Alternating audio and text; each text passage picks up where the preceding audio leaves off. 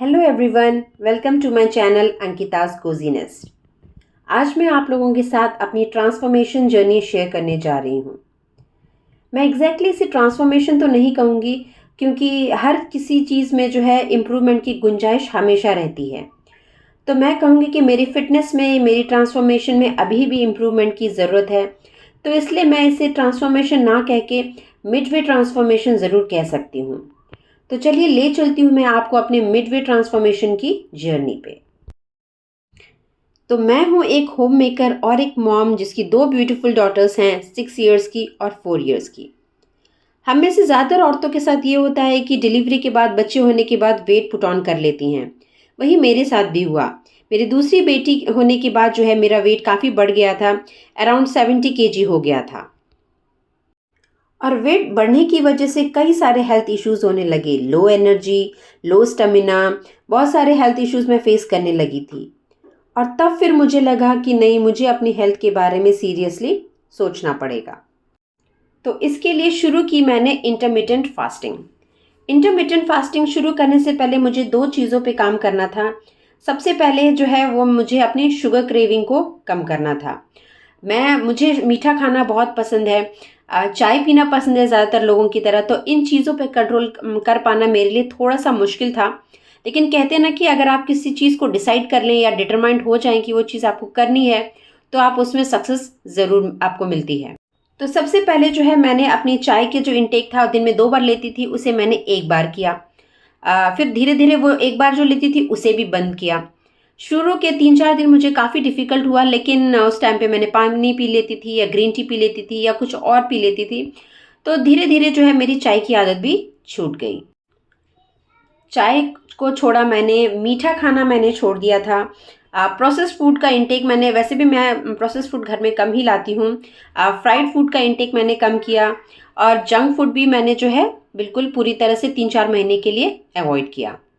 इन सब चीज़ों पे वर्क करने के बाद फिर मैंने शुरू की अपनी इंटरमिटेंट फास्टिंग की जर्नी।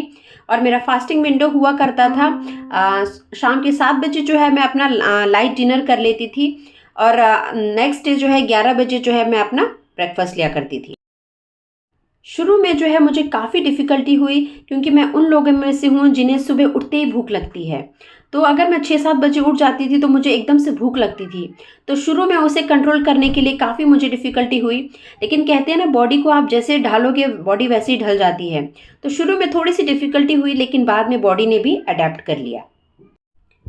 3-4 मंथ्स में मैंने देखा कि मैंने 8 kg जो है वेट लूज़ कर लिया। वेट के साथ साथ मैंने अपनी एनर्जी लेवल्स में, मूड में, स्टेमिना में, मेरी स्लीप क्वालिटी में बहुत हद तक इम्प्रूवमेंट देखा। तो जैसे जैसे वेट कम होने लगा, मैं डाइट पे वर्क करने लगी। फिर मैंने जो है अपना वर्कआउट पे भी स्टार्ट किया। शुरू में मैं कोई वर्कआउट नहीं करती थी, बस मैं 30 to 40 मिनट्स का वॉक मैंने इंक्लूड किया।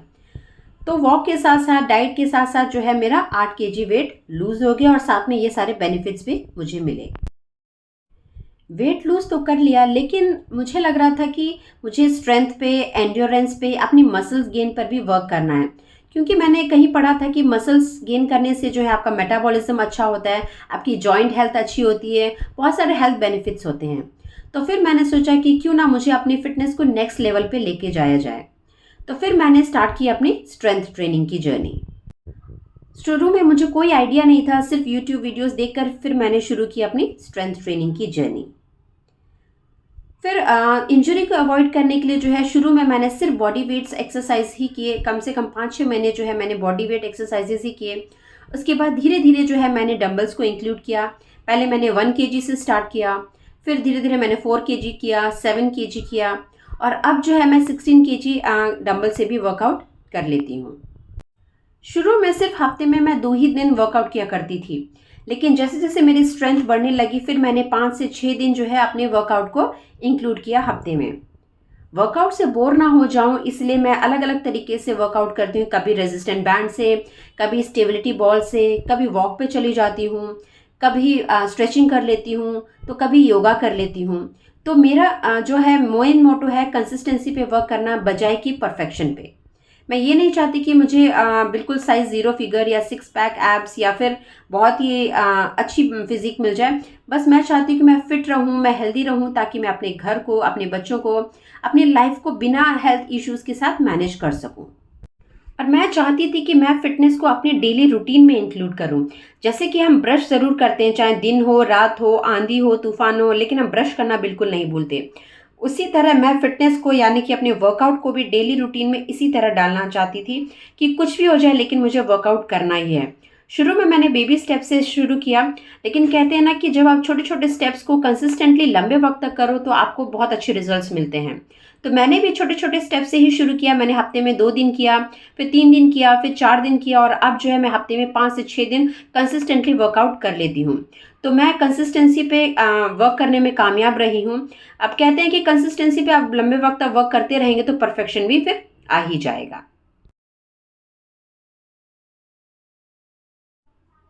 नेक्स्ट चीज़ है न्यूट्रिशन। तो सबसे पहले जो है मैंने शुगर पे, कार्ब्स यानी कि जैसे कि रोटी और चावल की क्वांटिटी को कम किया। ऐसा नहीं कि मैंने बिल्कुल भी अवॉइड किया, मैंने क्वांटिटी को कम किया। प्रोटीन को, वेजिटेबल्स को, सैलड्स को और फ्रूट्स की क्वांटिटी को बढ़ाया।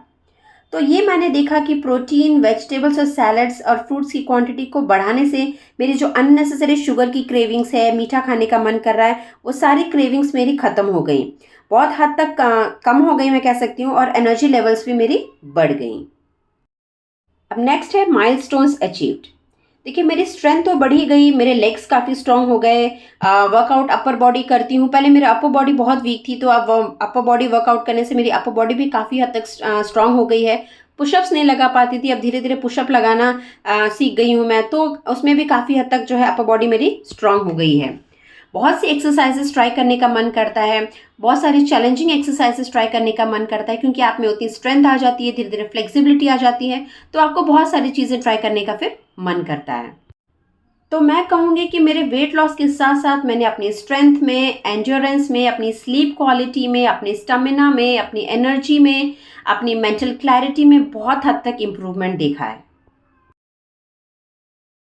नेक्स्ट बात आती है रोल ऑफ माइंडसेट। कितना रोल है माइंडसेट का हमारी फिटनेस जर्नी में?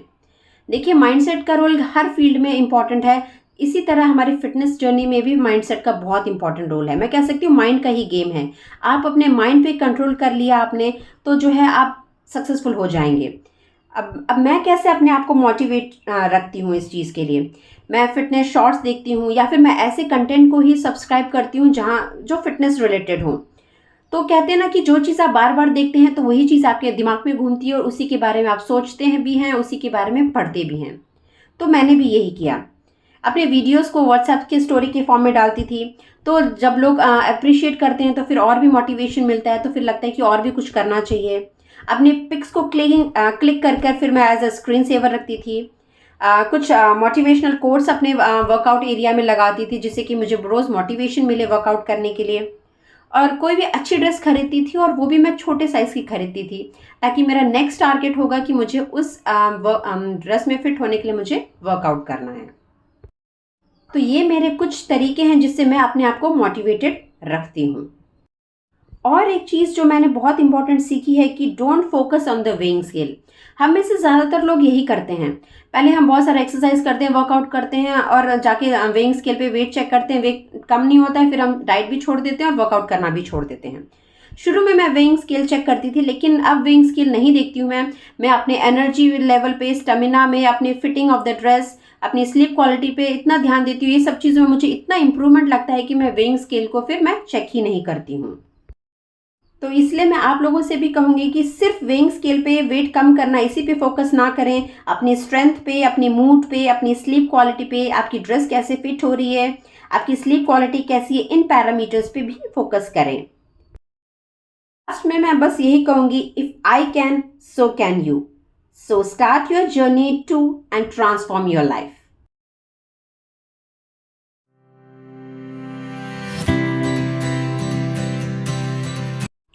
Till then, bye bye, take care, keep moving, keep shining.